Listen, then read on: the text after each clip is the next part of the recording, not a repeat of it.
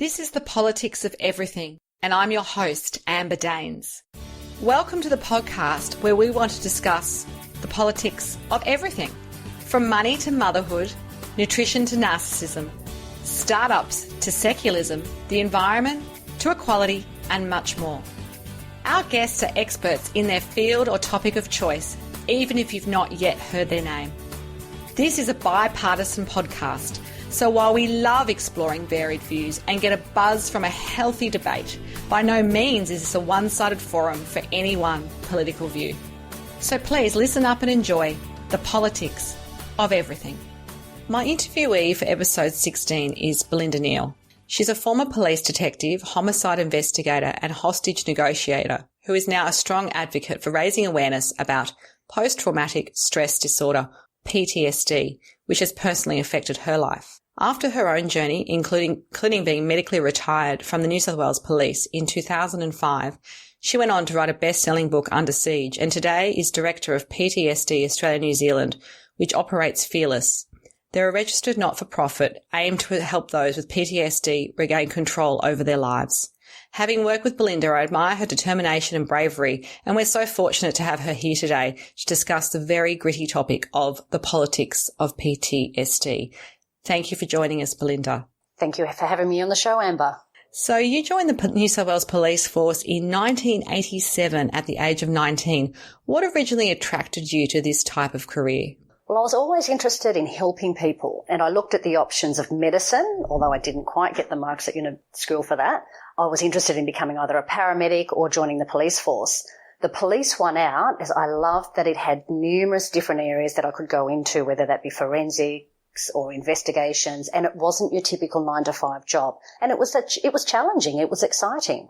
And were there many 19-year-old girls in New South Wales Police back in those days? Well, at that stage, our class, which was class 225, had the most amount of girls ever. The police force had to have make up a quota of 25% females, and I think we just made that 25%. Okay, so definitely working mostly with men, I guess, in the police in those days.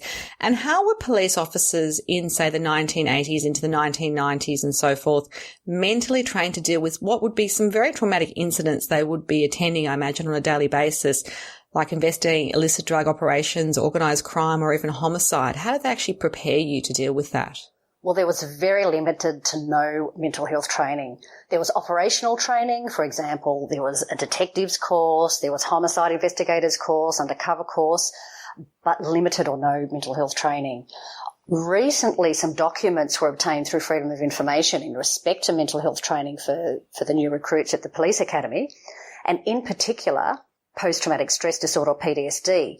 There was only one PowerPoint slide with one bullet point referencing PTSD, and that was it. So apart from this, the term PTSD wasn't even used in the 1980s or the 1990s. Debriefings for traumatic incidents were held at the local pub, and alcohol became a form of self-medication. And police officers who took sick leave for stress were actually considered weak.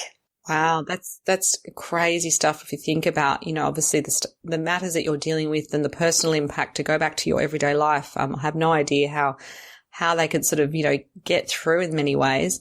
So with post-traumatic stress disorder, it's a mental health condition, but I guess a lot of us still associate it with war zones or, those kinds of environments in the defence. And as you mentioned, it was hardly even talked about sort of 20, 30 years ago. Society is now accepting there is long-term impacts to the brain from PTSD. Why do you think there's been such a shift in awareness about what the impacts are and, the fact it's a serious matter? I think society generally is more accepting these days, and I think we've got that access to the internet and the knowledge base that we can Google and we can look up things there. We're also a very social media savvy society, and there's been a lot of coverage in the media of people affected by PTSD. Initially, I think the media coverage started with our defence forces, in particular with the emotional impact of those coming back from, say, Iraq and Afghanistan, and then with police officers like Esther Mackay, who wrote one of the first books about her journey and the impact of policing on her and PTSD.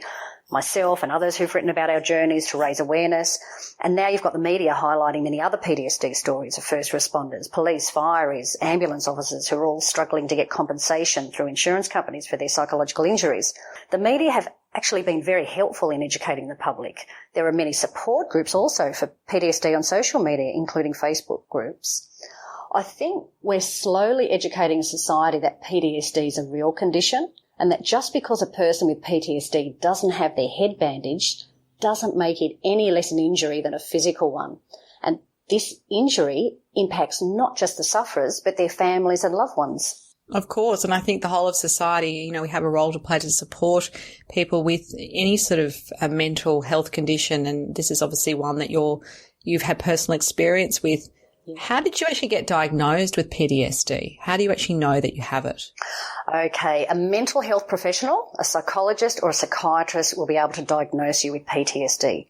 I never realised I had PTSD, and sometimes the best people to identify there is a problem are your family, your close friends or workmates who actually notice changes in your behaviour. So listen to them. There's a number of symptoms that I had. I had intrusive thoughts about my children being killed or stabbed, murdered in their beds, nightmares, flashbacks of jobs that I'd been to. I was having sleeping difficulties. I was becoming very irritable and easily startled. If there was a bang, I'd be diving for the floor. I was avoiding places. I didn't want to take my children to the park because I was worried there would be kidnappers, and it was exhausting trying to keep an eye on them. Absolutely. No, that's incredible. I mean, I can imagine that would be the impact. It's almost like, in some ways, the old-fashioned view is you can draw a line in the sand between, your job and your personal life, but that's clearly not the case. No, it's invasive, and that is the insidious nature of PTSD. It's very, very difficult to turn it off. You become... Absolutely. So thinking about your career in the force, and obviously you reached a very high level and were dealing with some high stress situations, such as being a hostage negotiator. I always see those movies and think, how do those people do it? And you did it for real. What sort of specialist communication skills did that teach you? Yes, the number one skill of a hostage negotiator is the ability to listen, or our active listening skills. And basically that's just about showing someone that you're listening to them and trying to get them to, and trying to understand their own message. This has become particularly useful with my now teenage children. Oh, I bet. Oh, very, very helpful. But they're now negotiating back at me, which is very interesting. Oh, that's funny. Negotiating with a professional negotiator. Yeah. So I guess, thinking about your own journey, what types of professional therapy and treatments have you undergone over the years to get you to where you are today, where you can have a career and you can, I guess, get through the day-to-day at a somewhat normal level? Well, what basically got me here today, some of the therapies I used were psychotherapy, including exposure therapy, and that was with my psychiatrist, and that was talking about some of the incidents that I went through with him. I also needed to take antidepressant medication because I did have suicidal tendencies. At one stage, I was in a very, very dark place. But what I found with that was that when you take the antidepressant medication, whilst it's effective in numbing the raw emotion, it also stops you experiencing the good emotions. So I couldn't feel joy when I got a hug from one of my children. So I had the opportunity to take part in a study of putative cerebellum exercises. And quite simply, for 3 weeks, the exercise I did was to stand on one leg with my eyes closed for 5 minutes twice a day. After 3 weeks, I was weaned off the antidepressant medication I've been taking for 18 months, and I was starting to feel happy. So they were the three main things that got me here. And now That's amazing. Wow, I've never heard of that. Is there a name for that type of therapy, that the last one you mentioned where you stand on your leg? Quite simply, putative cerebellum exercises. Okay, fantastic. I wonder what it does. Do you have an understanding of how that actually works and how that can get you through to, to come off the medication? Is there any kind of theory behind that? Look, they're not sure at this stage. We believe it's the cerebellum because of a lot of studies that have been done. And I've actually put my study, because I did a further study of this, and that's on my website. You can have a look at the PTSD link and go on and click onto that if you want to know more in relation to that. But they're not sure whether it's creating neural pathways or activating something in the cerebellum. But numerous studies, we hope that there will be more studies focusing on this because it's free. It's a small amount of time, 5 minutes twice a day, and there's been some amazing results with the studies. Absolutely, and much far better, I guess, long-term than being on medication forever, as you said. So with your book, Under Siege, you wrote that a few years ago. What made you decide to write this book? And I guess, did it rehash any of the PTSD for you because you had to write about these incidents which actually triggered, obviously, your condition? I wrote Under Siege as I had a number of years of therapy, and I still saw a lot of really good police succumbing to PTSD, some committing suicide. So I wanted to let them know that there was hope and they could manage their condition, and also that early intervention could prevent and minimise PTSD symptoms. In terms of whether it rehashed the PTSD for me, wow, it was very, very difficult, and writing, I know, can be cathartic for some people, but it wasn't for me. Putting myself back in those situations again to try and describe them for the reader, the sights, the smells, the sounds, what was happening, really set me back in my recovery. And how long did it actually take you to complete that writing project? Oh, it took me 5 years. I'm aware some writers can take 6 weeks, but it took me 5 years, and that's because at one stage I couldn't look at the book for 12 months because I knew I had someone editing it. I knew I had to come back and go through all those situations, and for 12 months I couldn't even look at the book. That's incredible. And it's obviously gone on to do very well. Why do you think it had such a, it's become a bestseller, and I'm not sure how many copies you've sold now, but I know a bestseller is over 5,000. So why do you think people are attracted to read this particular story or this type of story? Yeah, look, I am excited because there's been over 12,000 copies sold. There so you go. I'm very Well done. excited. But what it tells me is that people have a thirst for knowledge. Now, my career was very different. So I told a lot of my homicide stories and my negotiation, high-risk negotiation stories, but it was getting a message out about post-traumatic stress disorder. And I know from the feedback that I'm getting, the people who are really learning from it are not just those with post-traumatic stress, the sufferers, but the families, the friends and the workmates, because they're getting information and an understanding of what their loved one is going through. I've even had widows contact me and let me know it actually gave them a sense of understanding of what might have been going through their mind of their loved one before they committed suicide. And that touches me very deeply. Of course. And I guess that impact and raising awareness is, I guess, always a good thing, particularly for a topic which in some ways has been quite taboo or no one really wanted to know about it.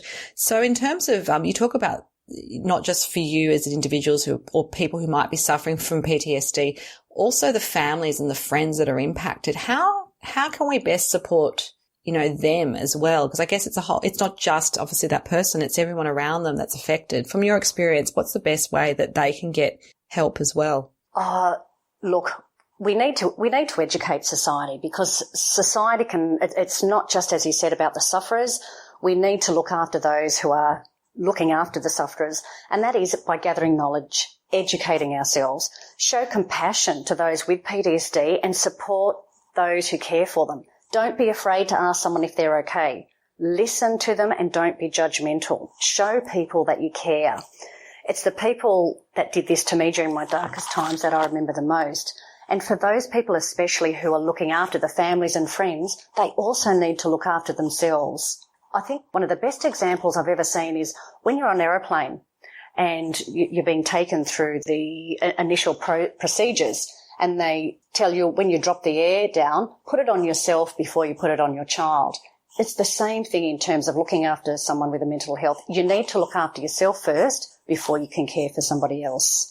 Exactly. It's that idea of self-care, which I think we're also coming to terms with now, but perhaps 10, 20 years ago, no one had even thought about that. If you are in a caring position and you are the support network for someone with PTSD. And I guess for you, how do you actually manage your symptoms today? You've now taken on a new role as Director of PTSD Australia, New Zealand with Fearless under your belt. How do you actually do that? And obviously you do speaking gigs and a whole bunch of other things. How do you balance that with, I guess, what will be a long-term condition for you to manage? Look, you're exactly right. I think the beauty of today is that PTSD no longer controls me because I've learnt to manage my condition.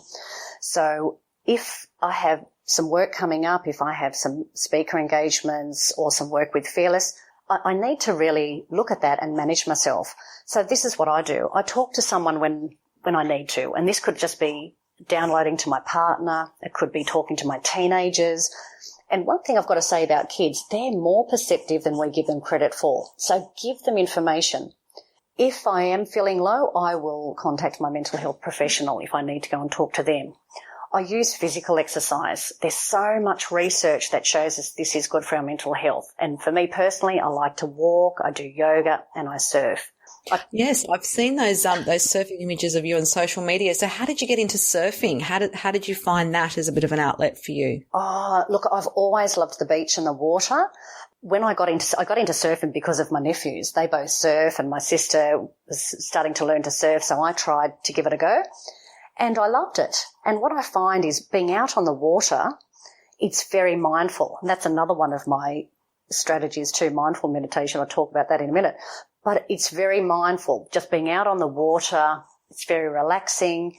But then surfing a wave, that concentration, that focus, that mindfulness up on the wave, and then that's that wonderful feeling of achievement, catching a wave. So that's why I've continued my surfing. And I'm actually doing more research on surfing for PTSD too, because I would like to get a lot of others involved in that. That's interesting. I guess I was curious because I was wondering whether it was actually formally suggested to you as a therapy, a physical therapy to help you, but it sounds like it sort of came to you, and from that you can now perhaps, inspire others to take on a similar activity. You mentioned mindfulness. What role has that played in your recovery? Oh, look, mindfulness meditation is an amazing way to help clear your head. Just wonderful. When I first saw my psychiatrist, even though he didn't call it mindful meditation, one of the things he said to me was, go home and I want you to sit quietly for 10 minutes. Well, after what seemed like an eon, I checked my watch and it had been 1 minute. And that just goes to show just how the mind works and how distracted we can get. So I've researched a lot of different apps, and the app I most like is Headspace's app. And it's really just sitting quietly, focusing on the body and the breathing. Now, what I would love to do is challenge the listeners, because the Headspace app has a 10 minutes a day program and the first 10 sessions are free. What I would challenge the listener to do is to try this for 1 week for 10 minutes a day and see if they notice a change in themselves. They are welcome to email me and tell me what they think. Yeah, that would be great. So there's a challenge for you, everybody. I definitely have tried it myself. And like you, Belinda, the first time was like, is this ever going to end? And then you almost look forward to it if you get into the habit. That is exactly right. And when you get to that stage, Amber, that is wonderful. It's about retraining the brain. That's what we're trying to do. And if we can't spare 10 minutes a day, then there's obviously something wrong with our schedule. So it sounds very manageable as well. Exactly. So what are you up to these days? Tell us a little bit about the work that you're doing at the moment with obviously the directorship role. How did that come to you, and what do you hope to achieve? Yes. So I was approached by Chris Barry, who's the chairman of an organisation called PTSD Australia New Zealand, and they run this organisation fearless.org.au. He asked me if I would come on board as a director. And what I liked is everybody involved, firstly, the board of directors, they're all very passionate about PTSD. They have either the lived experience, they have a family member who are involved, or Chris Barry, who's one of our ex-Chief of Defence Force. They all have some insight into PTSD and extremely passionate. And the patron is Mari Bashir, who, a former governor, who is just a wonderful woman. So a very high-profile team for you to join. Absolutely. So what the goal is, we're trying to create a coordinated network of outreach and support services, and it's to help those who live with PTSD and their families so they can regain control of their lives, something obviously very close to my heart. We've got researchers at a number of universities, and we're looking to develop a management protocol for PTSD. We're looking, hopefully, next year to have a national conversation, and that's basically bringing together many disparate groups of experts to share knowledge so we can improve the way we deal with all aspects of managing PTSD in the community. So it's really, really exciting, a bunch of very, very passionate people, and it's very close to my heart. So I was absolutely honoured to be invited to take a role on the board. Absolutely. And it sounds like they've got, obviously a big job, but a meaningful job ahead of them as a team and for you as an individual. I'm a big believer that, we never get to where we are without some inspirational figures or mentors in our lives. Are there any that come to mind for you, and what have they taught you throughout life and perhaps your career as well? In all honesty, where I draw my inspiration from are the men and women in our emergency services that expose themselves to trauma, put their lives and their mental health on the line every single day so that we can sleep soundly at night. It's a big price to pay, but the sounds of it too for them. The statistics are quite appalling. I don't know if you've got those to hand about how many people, perhaps end up with PTSD or even commit suicide in those particular professions. In terms of committing suicide, in terms of the emergency services, the figures that came out last year were 1 every 6 weeks committed suicide due to PTSD. And to me, that is horrendous. Absolutely. That is horrific. Horrific Absolutely. Figures. The figures in terms of the emergency services for PTSD is about 1 in 10, 80,000. There's 80,000 emergency services. So this is... We need to be doing better. We need to be supporting them, of course. And just, if we want to we need these services. They're pretty much the essential elements of any modern society. So there's definitely a big role to be played to support people in the emergency services and I guess the defence and the police force as well, where you've spent your career. Just to wrap up, as a society, if we're going to do better to support those who have been impacted by post-traumatic stress disorder, what are some sort of tools and techniques and ideas really that we can implement to help? Yeah, this is a great suggestion. Society can do so much. At the moment, they're educating themselves via the internet, via all the different social media. So show compassion. Show compassion to those with PTSD and support them. Don't be afraid to ask people if they're okay. Listen. Don't be judgmental and show people that you care. Ask someone if they're okay. This is some of the best things that society can do to help those with PTSD. And if you are suffering from post-traumatic stress disorder or want some more information, where can people go, Belinda, to contact perhaps your organisation or some other support services that might be in Australia? Look, absolutely. Our website has a number of links and contacts and information about post-traumatic stress. They can go to your GP, get a mental health professional, a psychologist or a psychiatrist. Start with these, but at the very basic, speak to somebody you care about and somebody who will support you and talk to them. I think for someone suffering PTSD, one of the biggest issues that I've seen is they do tend to become quite introverted, and it is the best person who is going to support you is those closest to you. So let them in. Give them a little bit of information. But yes, there are a number of support services out there, Lifeline, Beyond Blue, say in Australia, our organisation Fearless. Absolutely. Well, it's been absolutely, mind-boggling to chat to you in many ways, and I think it's a really important issue we've shone a spotlight on today on the politics of everything. If you are interested to contact Belinda or her organisation Fearless, there'll be some details on our show notes. You've been listening to The Politics of Everything. I'm Amber Daines. Until next time, stay safe. Thanks for listening today. If you've enjoyed The Politics of Everything, we thrive on feedback. So please add a short review and share the podcast with your network and your friends and family. I'm also always on the hunt for fabulous new guests. So if you've got a view to share and an idea how to get our listeners excited, please email me at amber@bespokecoms, that's BESPOKECOMMS.com.au, and we'll be sure to get back to you. Until next time.